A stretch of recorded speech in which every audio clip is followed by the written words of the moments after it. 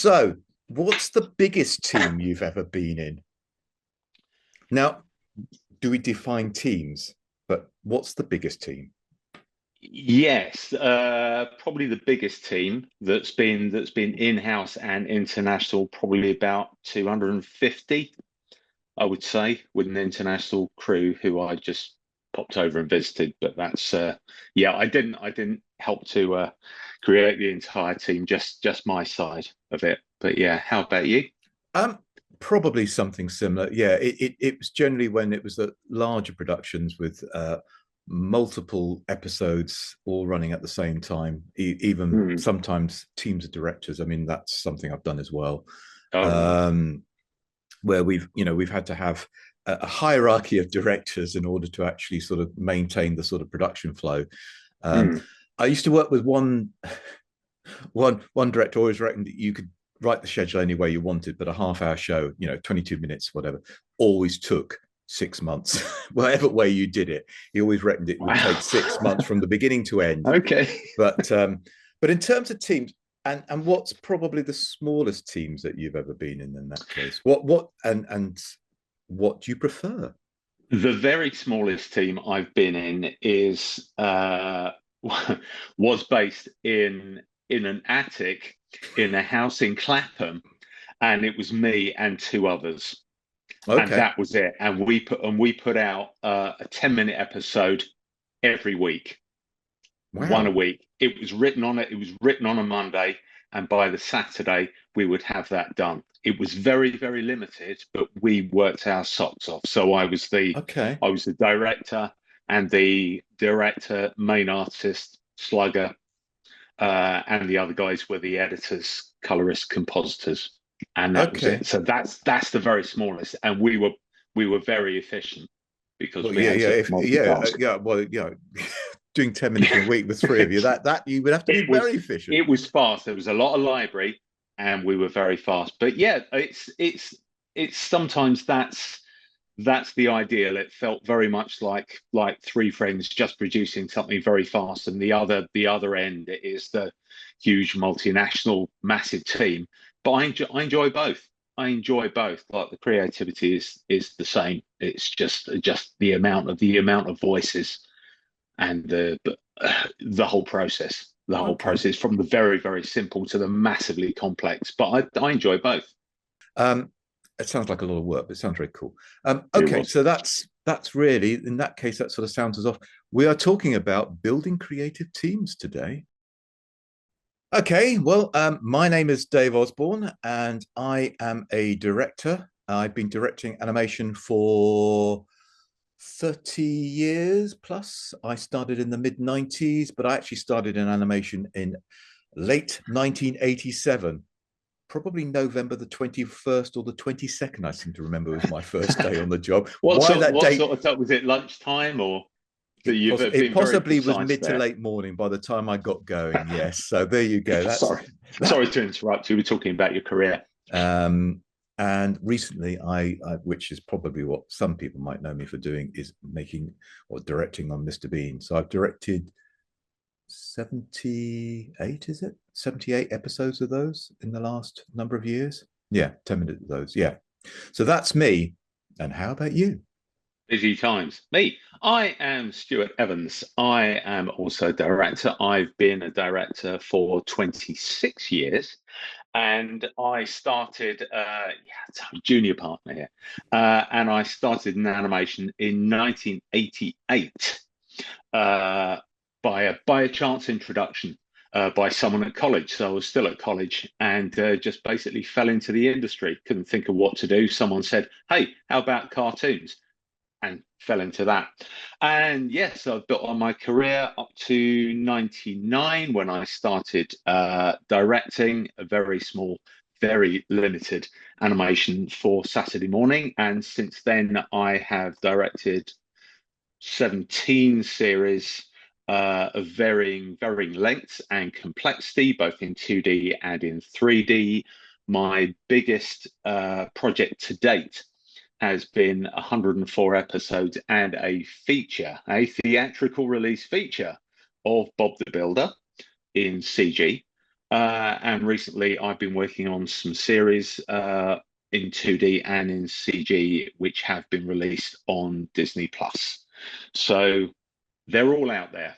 They're YouTube, they're streamers, they're broadcasters. So yeah, and I still love to direct, despite everything that happens in the industry. It's Despite still everything. fun.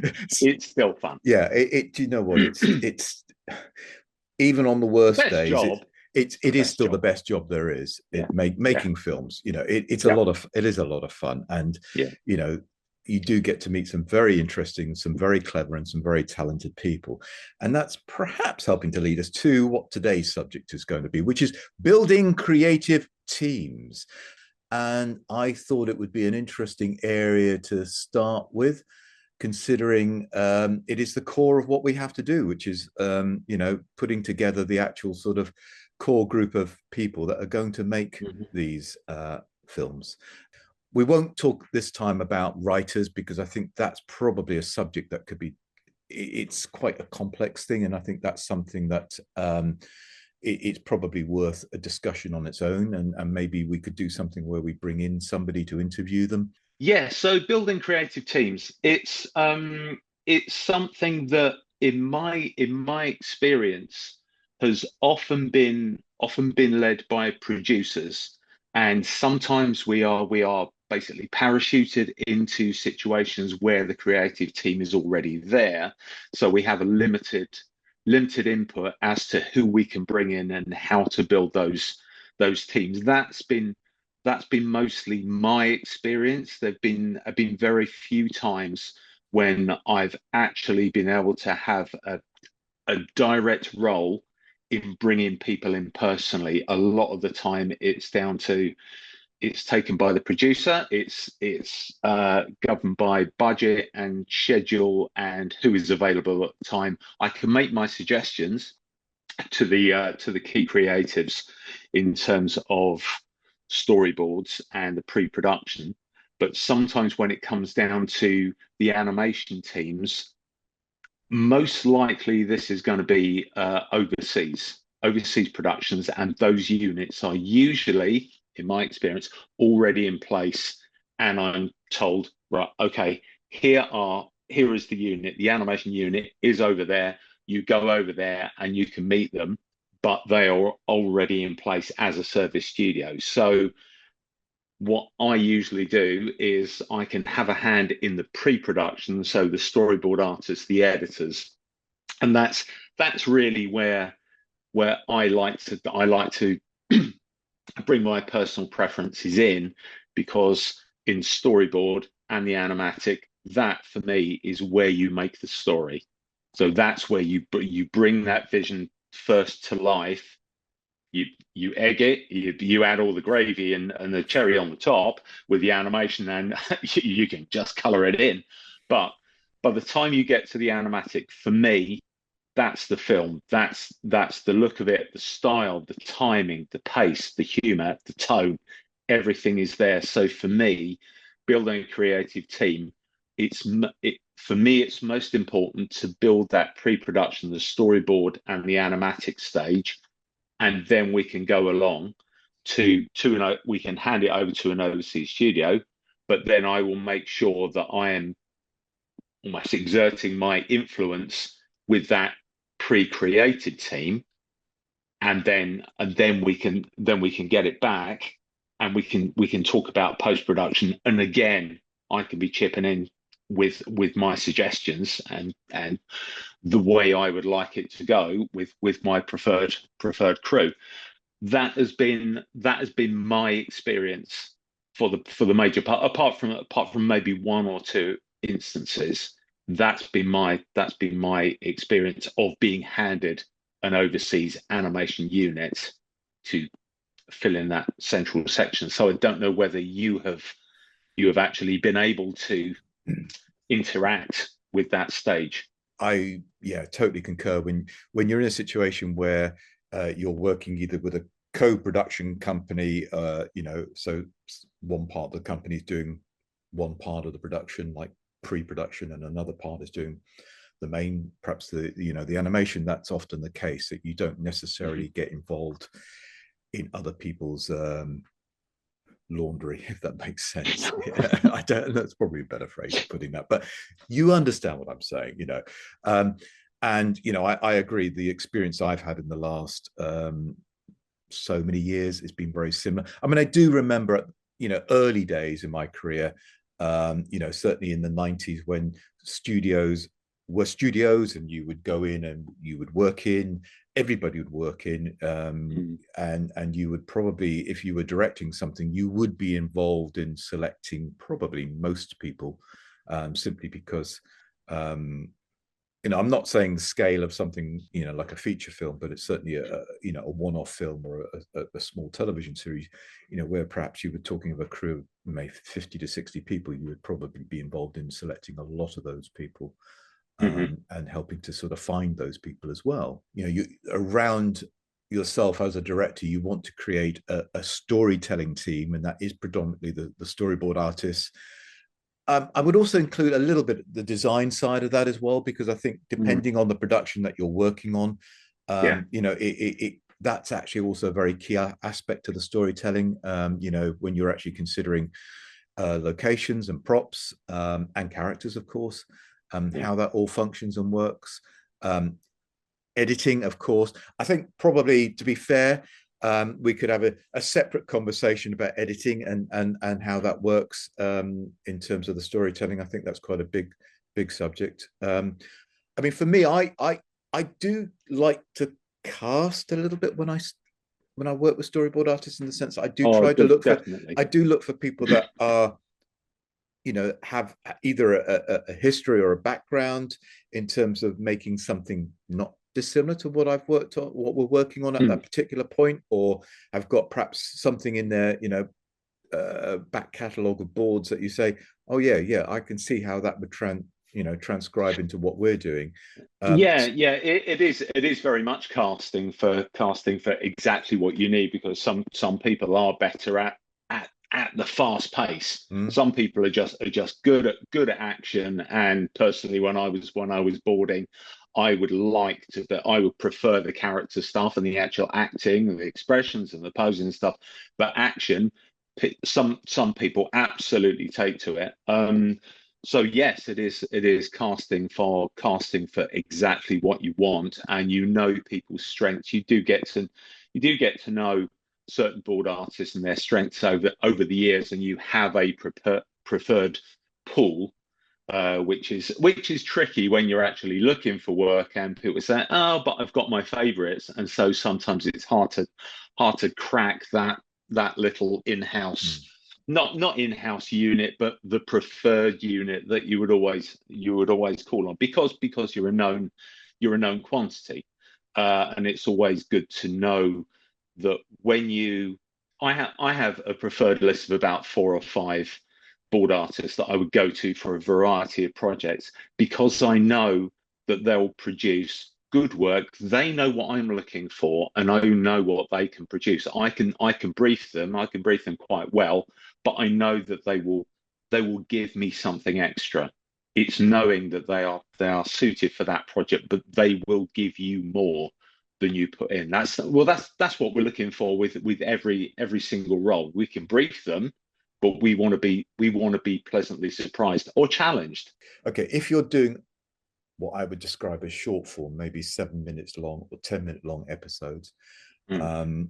do you have a preference in terms of thinking, well, I want to hand that, really, I'd like to hand that to one person to own, in a sense, as a board, or are you more open to perhaps working, where they might split an episode down, where somebody says, no, we haven't got 4 weeks per board on something like this, we have to do it in two, so we're going to split the episodes down. Yeah.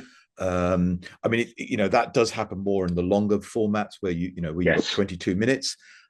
I mean, personally, as a very short thing, I prefer, if I can, to give a board to one person, because I think then they're carrying all the information that there is within the storytelling. They're carrying, Yes. things that are set up at the beginning, where they resolve.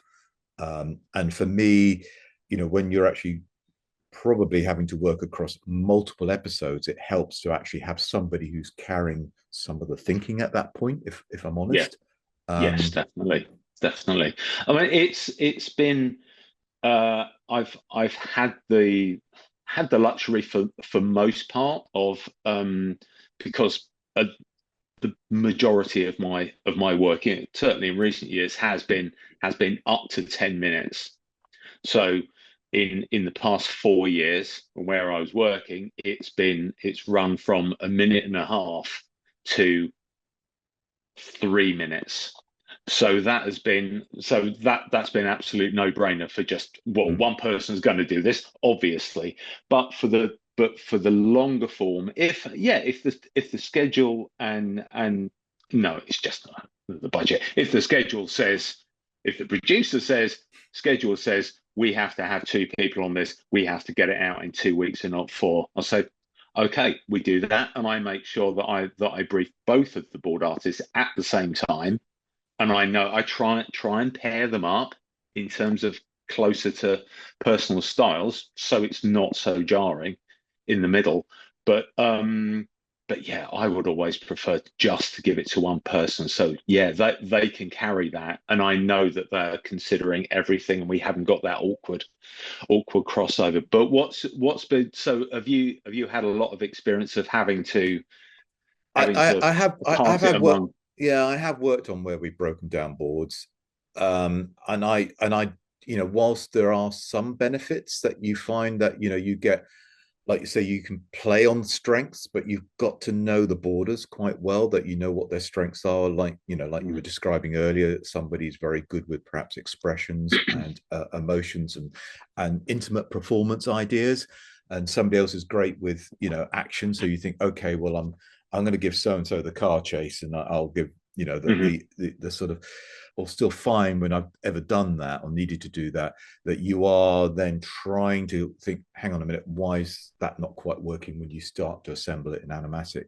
And sometimes it does go back to the fact that there isn't a continuous thought going through there.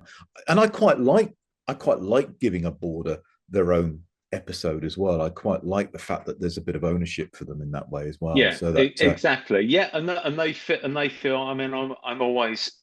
I did make the mistake of briefing when I did some non dialogue action comedy, and I made the mistake of briefing them very precisely and picking out the shots and saying exactly what I wanted.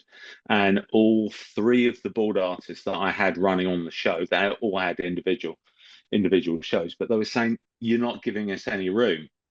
I now find that I have a preference, if I can do this, is I like working with a revisionist, with the when Oh, they're in the really? animatic. Yeah.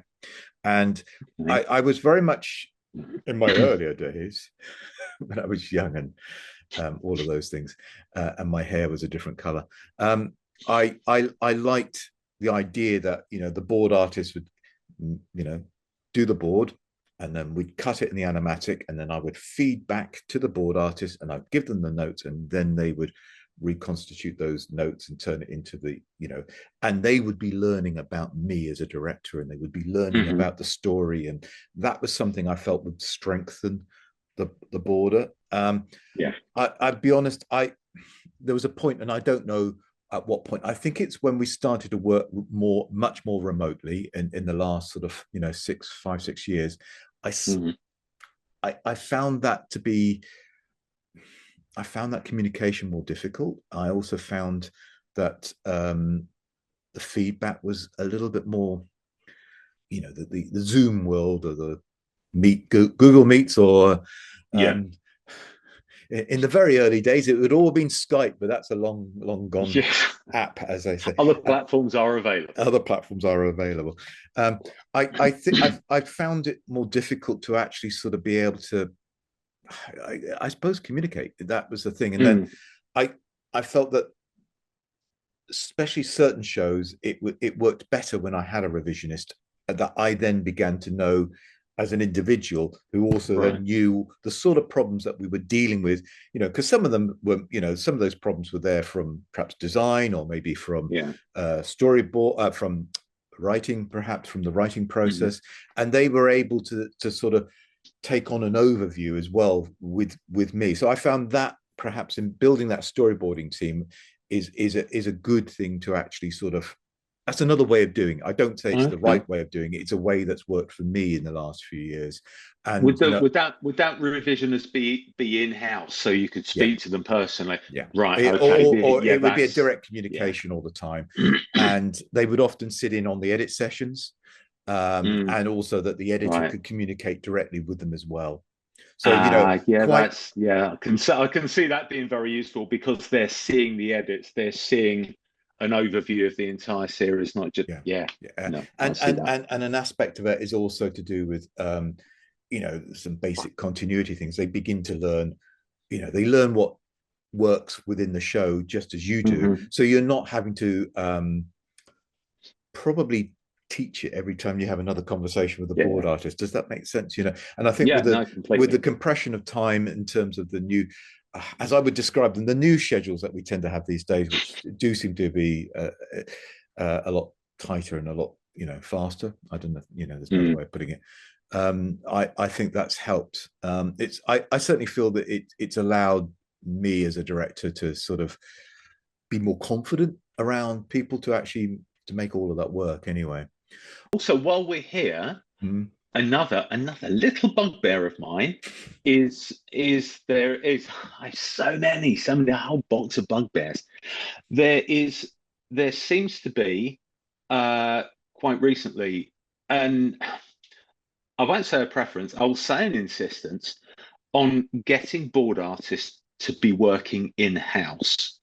Now I'll check on your thinking Okay. on this in a second. I feel that storyboard artists, if they are briefed properly and they have an open line of communication to the director and they feel comfortable, they could be left to their own devices and they would prefer to be doing that. I think because it is probably the longest, most drawn out process in the whole thing, especially with if someone has a whole episode themselves, it's going to take them a couple of weeks to get through it.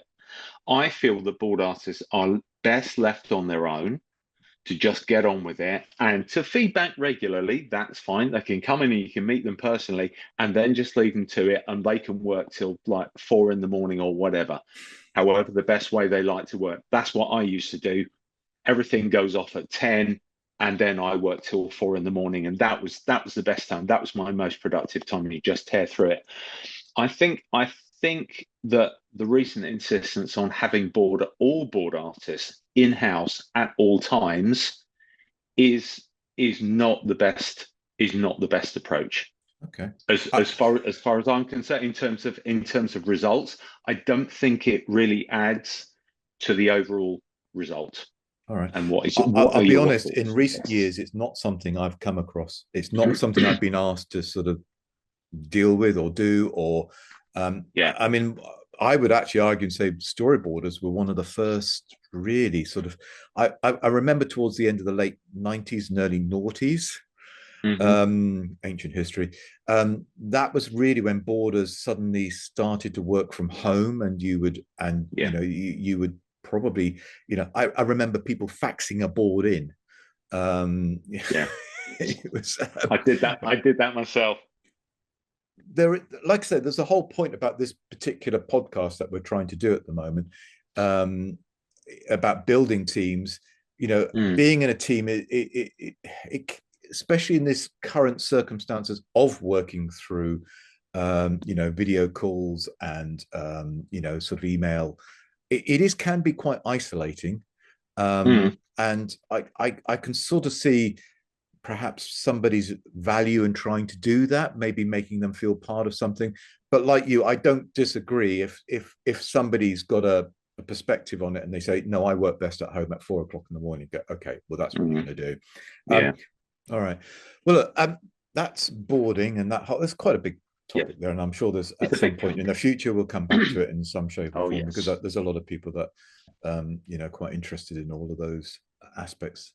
Um, okay, let's talk about casting performers, casting voice actors, Hmm. voice artists. Well, I kind of have two phrases. I use voice artists and actors. and I do think of them slightly different, although at the end of the day, they are providing probably um, the same But thing. how would you where is your dividing line I, between voice I, artists and actors? voice artists, I think, of people are often very focused on providing just purely voice work for industries like our own, and Hmm. radio and commercials, but they're often people that take their voices and really push and exaggerate what they do with it. I suppose that's my definition. I don't know if I'm sure actors would probably feel horrified about how I'm defining it. That you come up and think, oh, they're kind of very focused on providing those very broad and quite often, comedic voices. Yeah. And I suppose an actor is, often that, you talk to somebody, you go, okay, I know that this person is perhaps done some theatre recently, which I always enjoy hearing about, or they've worked on television or movies as well. So Mm. again, in terms of a team, it's very rare, for my experience, of actually where you would get all of the actors in the room at the same point. Mm. You'll inevitably have to do them and record them individually. Quite often in a lot of big productions, I will also work with a voice director.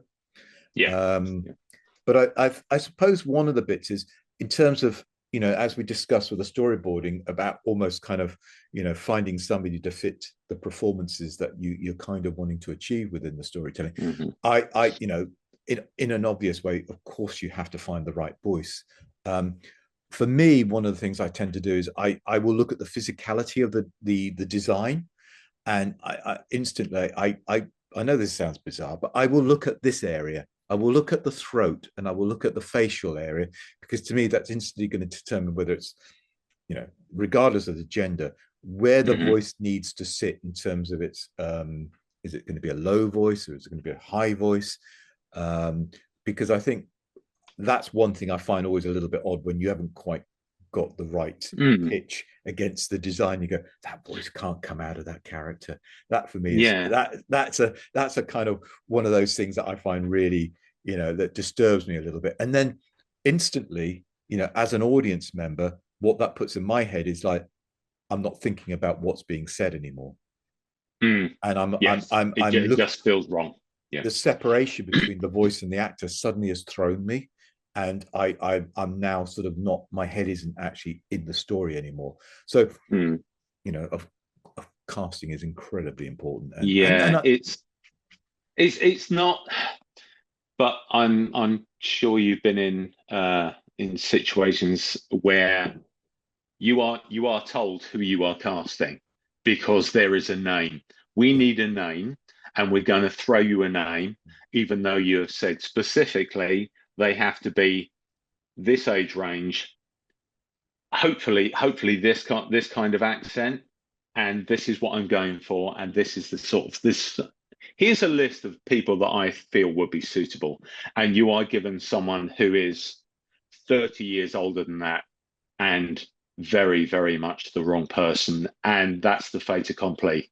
You are told that's who we're getting because that's the tent pole for this show. And you go, right, okay. And you work with what you get. But I've been in a with some of the more high profile shows, and myself and the producer we spent literally months getting the main cast of, I think it was about six characters that we had to have, and we went through hundreds of names and reels and everything, and we must have had over 100 of these actors and voice artists coming in and reading for us, with some surprising results.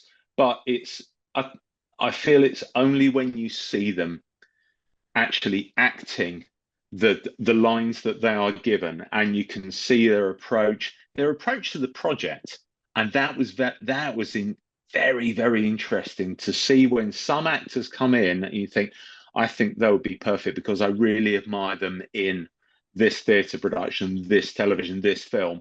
They will be perfect. They come in, and we have one in particular.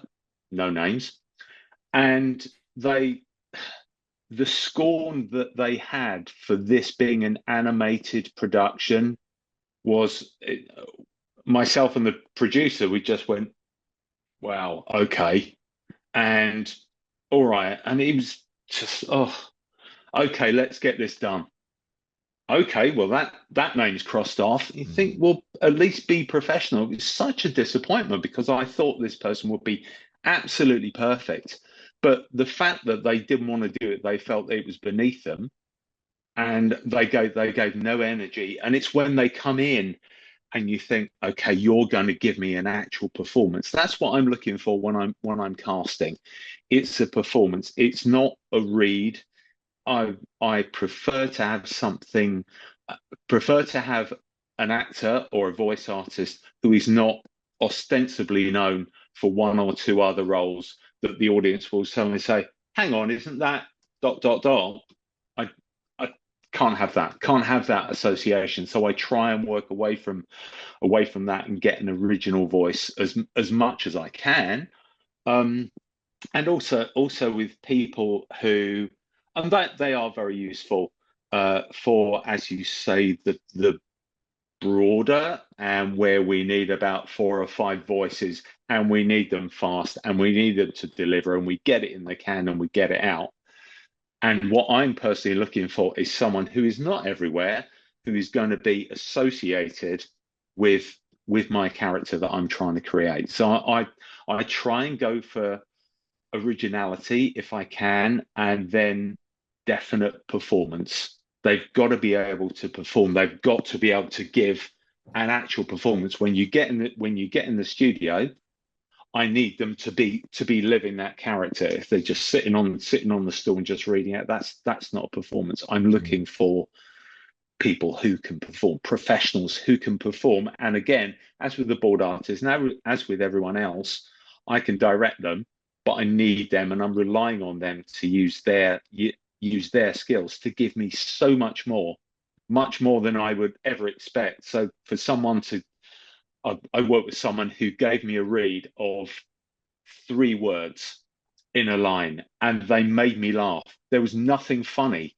in that line, and they just read it in such a way, the inflection, the timing, absolutely perfect. I said, wow, never saw that.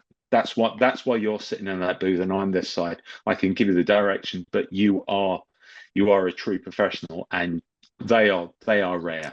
I mean, I agree. A good actor performer will bring It's something a that, joy, and absolute and joy live, to watch. and they'll find something, and sometimes they'll question lines, and you'll think, "Oops, Mm, I didn't think about that," um, yeah.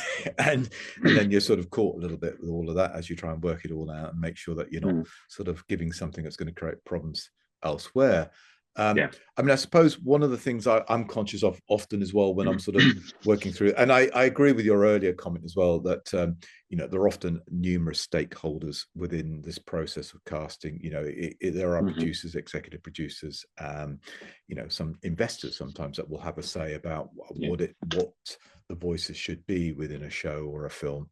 So um, in terms of anybody who's listening to this to think, well, why do you select this person, not that person? Well, sometimes it is about performance. You're correct, but also you have to marry those voices together, and you have to think, well, what do they actually sound like when you've got them together? Especially if you've got Yeah. two or three Yeah. voices. I mean, not that many years ago, I did a show where we had 4 characters that were all teen girls, and there was an element of having to find a range that each girl could sit in, that reflected their physicality a little bit, so that you thought, okay, that voice will live with that design and idea. Mhm. But at the same point, when there was conversations, and there were a lot of conversations that we had to manage, and dialogue where they worked together, that there was enough contrast that the audience would know who was talking as the Yes. dialogue bounced, especially Yeah. if the lines are short. You have to keep that in mind as well. I think that's something. It can work both ways. If you've got very sort of short, punchy dialogue, Mm. there is an aspect where you kind of, the performer has to get, as you described earlier on, has to get a lot out of that line. Whereas Yeah, One thing I definitely. did. Yeah, with a closely knit group, it is about finding the different notes for Mm. all the actors as an ensemble. Yeah, I agree. Sorry. And no. One of the things that I I have experienced is on some occasions I have worked where we've had more than one actor within the room, within the booth, Yeah. and I think in terms of creativity, I think for actors that's a very positive experience from my experience of working with them. You know, they like first of all, actors like actors. They like Yeah. being together because there's an aspect of, well, you know what it feels like to do what I'm doing. Whereas Yeah. everybody else behind the glass is, you know, kind of looking at notes and saying things that they Mm, probably disagree with. yeah. But actually, actors have, you know, they do have a sense of being, you know, part of something, and it is quite magical. I do, you know, any actors listening or watching this, you know, I really appreciate the craft and skill that you bring to it Yeah. because Yeah. it's We do admire you. yes, We do admire we you, do even admire though him. sometimes we will give you awful, terrible notes you don't agree with. Yeah. But So it's from a place of love. from a place of love and care and consideration. But please, can you Yeah. just do it again with a little bit Yeah. faster? Just get it. That was lovely, but but, um, but but actually, I think that whole experience of watching actors work together as a group. Now, obviously, managing that can be a little bit more difficult, and you have to think about mhm. how many lines that you give it a go to do all of that. But I think that's another way of actually, you know, allowing that creativity within that part of the process come Mm, forward, and that's a positive thing. But often, you know, you are recording individuals, you know, where you actually play perhaps, yeah. you know, the outgoing character that they've got to come in off, you know, Yes. and you give them a Yeah. read to lead into them. I mean, I'm not very good at that. I've watched other directors and voice directors do that who are much brilliant at doing that. But you know, that is a way again of giving them something, you know, to actually sort of help people think, oh, I've got to bounce off of that, you know. Bounce And off. then you Yeah. can, you know, Yeah. you can obviously alter your read and stuff a little bit so that you know you give them a slightly different feel that they can come in off, you know. Yeah. um I usually ask. Sorry, I won't ask. I usually rely on the actor to say, I'm finding the rhythm of this a bit tricky. Can you lead me in? Or very, very rarely, I'll say, like after 5 or 6 tries, to say, I'm not getting it. What's the inflection that you're trying to do? So if they ask me to give them the inflection that I'm trying to get, I'll say, are you sure you want me to do this? I'll say, yes. Right, okay. Because I've made the mistake early in my career of saying, I'd like you to read it like this. And the producer at the time tapped me on the shoulder and went, no, don't do that. I went, right, noted. Absolutely understand that. I'll direct them in the way I'd like, and then they give me that. And if I'm asked, then I will do that. But yeah, I stay um in my lane. yeah, the reality is No, what this you shouldn't, what is it, parrot the line. That's what, you know, no, you've got to find a way of doing it. yeah. I mean, there are some techniques, and maybe that's a different conversation again, Mm. but there are techniques that you can do. I was caught up and told off by an Oscar-winning actor doing that long time ago, very long time ago. Um, No, but by the time I got onto someone who, again, was an Oscar, I believe, an Oscar-winning actor, multi-award-winning actor, uh, luckily I had learnt my lesson because this person would have absolutely destroyed me because he was fearsome and everyone was scared. I had to get him to come back in and reread an entire film script ooh, because because this person had been cast. It was a here's a famous name. I said this person is completely wrong for this, mm, and came in and gave a read. There was a lot of people behind me saying, blowing a lot of smoke and saying that's fantastic, and he would just say, right, we're carrying on, yes, and me and the engineer are going, no. mm, So I had to call him up 2 days later and say, I'm sorry, can you come in and do it again? And because I respected him as an actor, and I'd looked up, I'd seen a lecture that he gave, and he said what he was looking for in a director. He wanted direction. If the director knew exactly what they wanted, he would give it to them. Mm. I went, right, okay, so I have to be, you are not you, I am me, you're here because you have been cast and you are here to do the performance that I will wish for. So we just spoke as professionals, and he gave absolutely everything, absolutely everything, more than I ever thought he possibly could. And he was living that. He was absolutely living it. But giving someone that room, and no, I knew that that performance was in there. So to see it, just read the lines. I said, no, I know you. I know you're a great actor. I know you can do this. So even when that's the thing that we have to remember, that people not in our position have to remember. Sometimes we are given an absolute bucket of doo doo and say, right, I know you didn't ask for this. You asked for this lovely plate of entrees, but here's a bucket of poo. And you go, okay, see what you can do with that. And we have to deal with it. We have to make the best of it. And even though we go, right, okay, and it's a challenge. And that's what we love. Sometimes that challenge is what makes it even better. It makes it more of a challenge. And you say, okay, this is going to be a lot harder, but we can do it despite this. And there's always obstacles. There's always obstacles, and nothing is ever smooth. Nothing's ever smooth because it wouldn't be so much fun. Um, but yeah, with especially with the casting, sometimes we do not have a hand in that. I think that particular team is quite often it is there are a little bit certainly in animation. I know it's not the same in live action, but certainly in animation, actors are of often brought in as individuals, and Yeah, you're yeah, dealing with that and you're trying to build it all around. And so your description of working with somebody who was obviously a major part with that particular story, but actually trying to still build them so that performance worked with everything else and tonally worked. I suspect that's probably what you were trying to deal with as well, because there are yeah. people come at it with different tonal feels about acting and performing, how Mhm.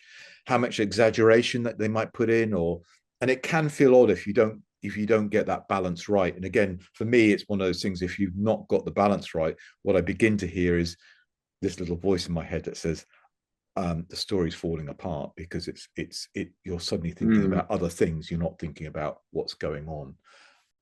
Hmm. Should going back to the very beginning of the conversation, we talked briefly about the fact that actually these days, you know, us as individuals, as directors or lead creatives or whatever that role is across a production, we don't necessarily determine every role, and we certainly don't determine who's going to be in every role. So the structure of the teams is often put together a little bit by the production team, Yeah, but actually, yeah. there is I have found that sometimes, I am involved in actually perhaps helping to lead or pick or suggest, um, Oh, okay. lead Pick the sort of leads and leads and supervisors in the yeah, in the yeah, and separate. yeah, Okay. and I think I do think, especially when you come to animation and rigging, and backgrounds, which the work there is there's an aspect of it which is it is quite demanding. Mm, You have constant deadlines, yeah. and the work is quite relentless. If you're on a rotation, you're working across the whole series, and you're there perhaps for 12-18 months across a production. you know Mm, Day one, day two, the pressure that you're under to deliver for perhaps 2 weeks time when that episode's got to be done, that'll run all the way through. yeah. Yeah. There's no build up in these days. It feels like you're running all the way through. So Yeah. I know that quite often what I'm looking for in somebody who's perhaps going to lead or supervise across that, first of all, somebody who can communicate with me if they need to, somebody Hmm. who can actually be confident, perhaps also engage with the language that I might use. And I don't mean English. I just mean be able to talk about story in the way and performance that I would talk about, Yes. and Yeah. have those values in terms of coming in and wanting to actually create and lead those teams. Um, Hmm. I'm very interested in story and character. I'm probably I'm well aware that because I've been perhaps quite a, I would describe it, I've directed lots of different styles, and that's predominantly Mm. because I don't necessarily have one single style that's mine. The only thing I would say that's mine is a deep interest in story and character and how they work within whatever world that we're creating. Hmm. So that for me is one of the things, especially somebody who's going to supervise animation, whether that's somebody who's perhaps coming in as an episodic director and Mm. working with me as a series director. I mean, that's something else, or somebody who's just an animation director and just focusing purely on the animation process. Hmm. Um, I'm looking for somebody who will work with me on those terms anyway, that they can talk about Okay. story confidently. They Yeah. they they will look at the script and appreciate the script in terms of what information it gives them. Um, Because I'm finding in my experience, I mean, your experience is different from mine because when I've been working with an overseas studio, they have promoted from within, and it's usually going to be the lead animator, lead layout artist, the lead designer lead character designer is going to be the representative of that entire unit, and they're going to be the quality control. mm, So it is always very important, especially with the animation coming out. You need to get that stopper to just be bouncing it back. And sometimes I found that if you have someone, it's a balance. Is if you promote from within, do they have that respect of the team, or would it be better to bring someone in from the outside and say, okay, they're coming from the outside and we are speaking to them as a senior who's just been brought in just for that role? yeah, I think you'd have to sort of, see, are they enthusiastic about the project that is in front of them. I think that's one thing I look for, whether that Mm. enthusiasm is genuine. I think there is that aspect. If you're Mm, look, yeah. if you're a third party studio, and I'm using that term very broadly because that covers slightly co-production, that covers subcontract work. Let's Mm, just say not part of the studio that's got the commission. Let's put it that way, yes. or the Yes. production company that's got the commission. Hmm. If you would probably find that there'll be individuals, and I've certainly experienced that there are individuals that are just they're loyal to that company, and they're loyal to that Mm, because that's where they get their living. Ultimately, hmm. they will Yeah. that's what pays them. So they're going to be loyal there. They're going to make sure. One thing I try to do is that, and certainly with the teams of when I've worked with multiple teams of episode directors and whatever, I we'll try and build relationships with those lead creatives. So Yes. on one series that we did, there was a lead creative for layout, there was a lead creative for animation, and I think there might have been some other function. But anyway, the layout and the Mm, animation in particular, because they were where a lot of the work we were doing in terms of trying to get the show to work for storytelling and yes. performance. Yeah. Those were the areas, and we made a relationship with an individuals that were in those roles. And my experience there is they want to ultimately work with good people. Most people want to Mm, work with good people, and most people want hmm. to work with people that and in within that little bit of uh, you know cauldron, I don't know what the right word for it, where you step in as a creative with another sort of creative who've got power behind them because they've got a team of people and you've got a team of people and whatever. You have to show respect, and you also have to listen. Mm, um yeah. and I think if you can do that, you can build a relationship where it works for both sides, that they can talk to you and say, look, we really cannot do 150 moving cameras in this Yeah. 3D show when there's Yeah. 151 shots. You can't have a moving camera on Mm, every shot. We just don't have the rendering times, or whatever it is. yeah, You go, okay, fine, okay, I'm getting some feedback. You might go back to the producer and say, what was the contract? Are we allowed to do this? yeah, Not allowed. I would do that. That would be my instinct to do that. But then I would go yes, back into the conversation. Go, okay, what can we do? How do we do it? mm, And I might find some compromises in there, and I would navigate my way through. But I think that's part of that relationship thing that you have to do in building extended teams, which is what it is. You're part of yeah, one team, you're building into another team. And I think in terms of actual animation production, that's something um, that probably happens a lot these days. I think there are a lot of people working across, more than one company. Yeah, I mean, going back to your very earlier point, is I wouldn't be involved. I would certainly listen. mm, I've certainly had situation at least once where I've gone, I'm not sure this lead creative person that they've put in front of me is the right person. yeah, yeah, Not because they're bending to my will, but really because they're not asking me the right questions.